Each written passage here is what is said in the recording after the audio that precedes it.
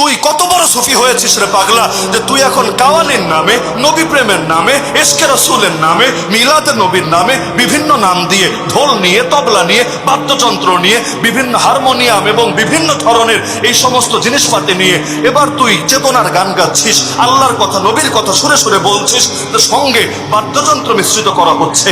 অথচ আমার নবী দুনিয়াতে এসেছেন বাদ্যযন্ত্র ভেঙে গুড়িয়ে দেওয়ার জন্য। তো যেই নবী আসলেন বাদ্যযন্ত্র ভাঙার জন্য, সেই নবীর নাম ব্যবহার করে তুই বাদ্যযন্ত্র বাজাচ্ছিস, এর চাইতে বড় বেয়াদবি কি হতে পারে? সহিহ বুখারীর একটা হাদিস আছে, নবী বলেন, আমার 5টা নাম রয়েছে, লি খামসাতু আসমা, আমার নাম রয়েছে স্পেশাল ভাবে 5টা।